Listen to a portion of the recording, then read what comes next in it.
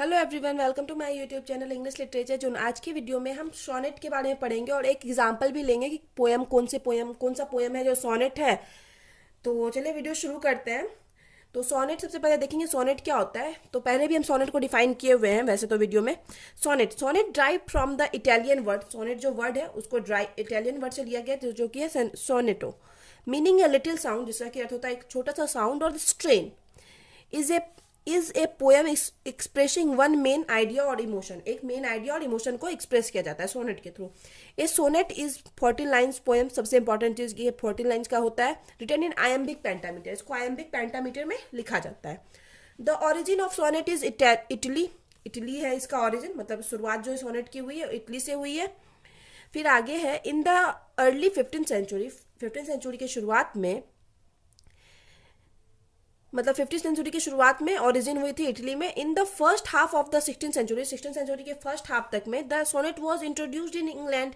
England में sonnet को introduce करवाया गया किसके द्वारा? By sir Thomas Wyatt and Henry Howard के द्वारा। ये चीज़ हम पहले भी बता चुके हैं।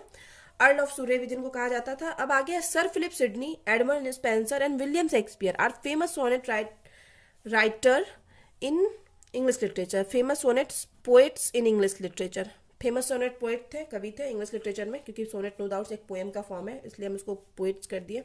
अब एक कैरेक्टरिस्टिक ऑफ सोनेट। सोनेट की विशेषताएं 14 लाइन्स। पहले तो ये 14 लाइन्स की होती है। All sonnet have 14 lines which can be broken down into 4 section, जिसको कि 4 पार्ट में बांटा गया है, कॉल्ड क्वार्टरंस। ठीक है, 3 क्वार्टरंस और एक 1 कपलेट, कॉल्ड क्वार्टरंस और कपलेट।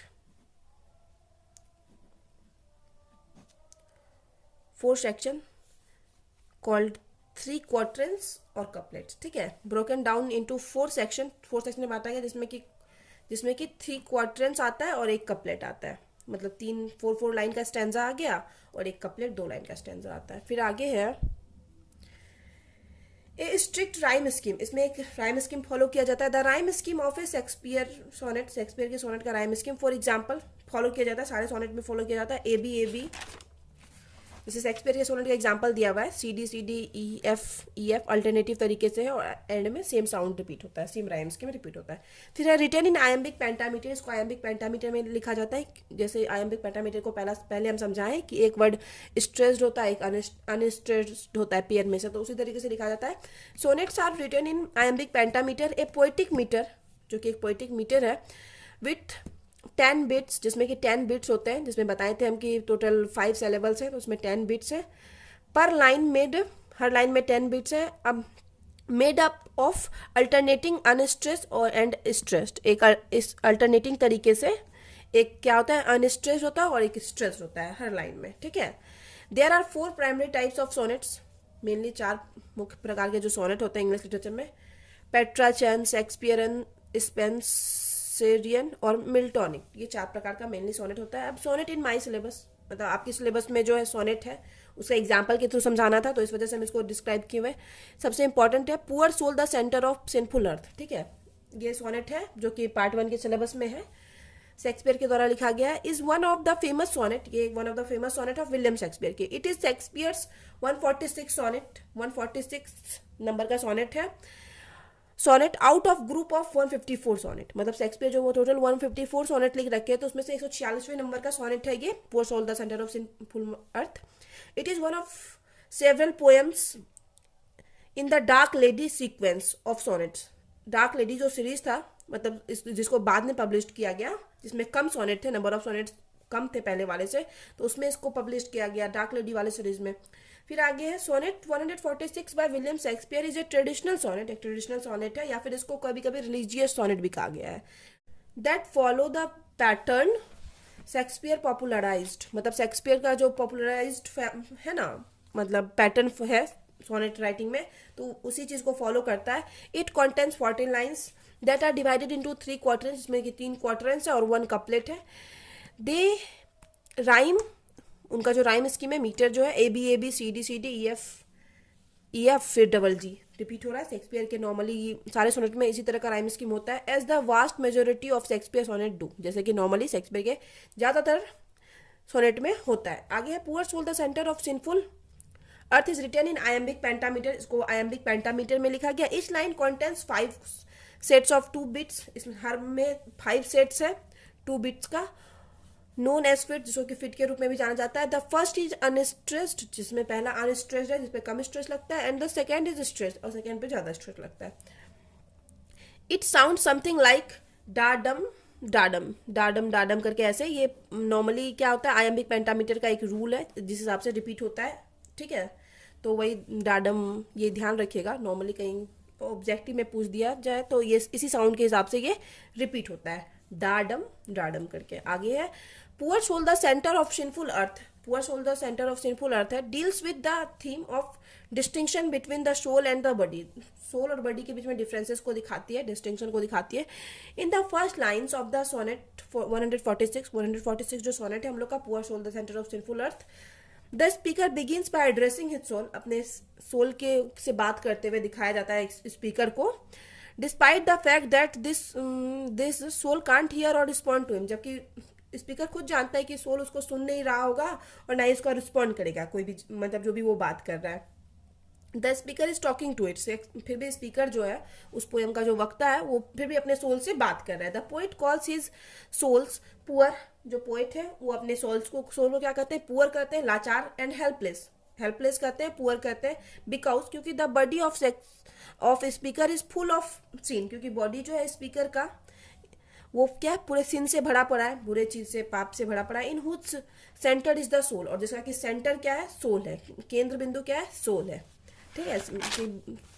शरीर का सेंटर क्या है, सोल है। The more time speaker spends worrying about what he looks like, अब जो स्पीकर है वो ज्यादातर टाइम पहले कैसे स्पेंड करता था कि वह कैसा दिखता है ये सोचने में स्पेंड करता था, and how he appears to other, और कैसा दूसरों के सामने अपीयर हो रहा है, उसको खुद को अपीयर कर पा रहा है।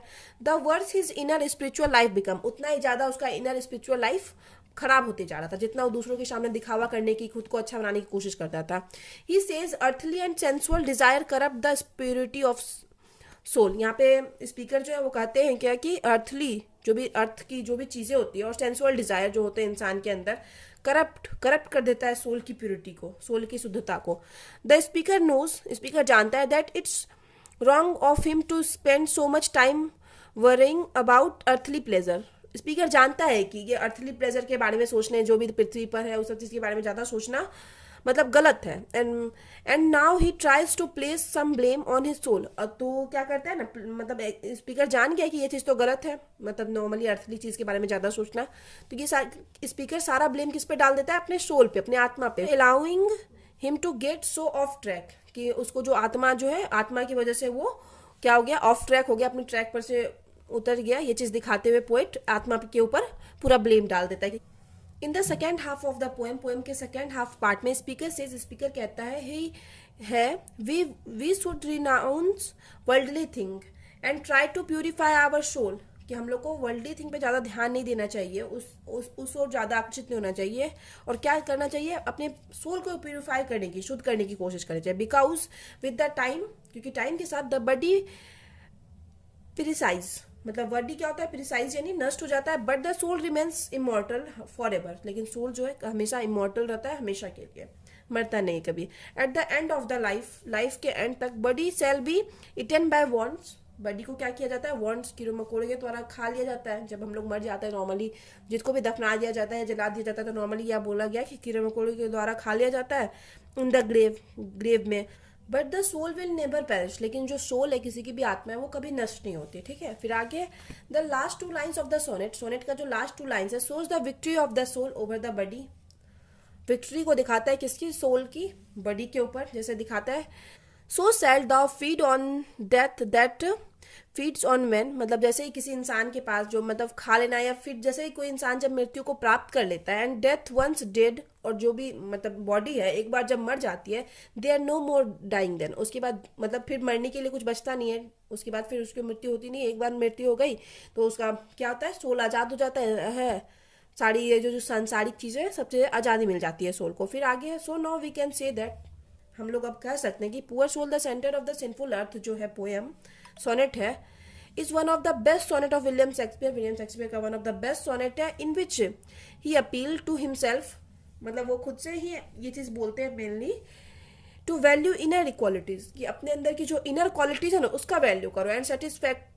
Tree rather than outward appearance, मतलब बाहर जो उपस्थित है उसकी चीज़ को दिखावे, उस चीज़ मतलब उसको दिखाने में या फिर उसको ज़्यादा अच्छा करने से अच्छा है कि अपने अंदर की क्वालिटीज़ को क्या करो, अच्छा करो, ठीक है, कि उसकी वैल्यू करो। फिर आगे एज ए सोनेट राइटर के रूप में there is no one in English literature में कोई नहीं है लाइक विलियम शेक्सपियर के जैसा। तो यहाँ पे वीडियो खत्म होता है। वीडियो अगर अच्छा लगा आपको, वीडियो की तरफ आपका हेल्प हुआ तो प्लीज़ वीडियो को लाइक कीजिएगा, चैनल को सब्सक्राइब कीजिएगा और कमेंट करके बताइएगा वीडियो को कैसा लगा। तो मिलते हैं नेक्स्ट वीडियो में नेक्स्ट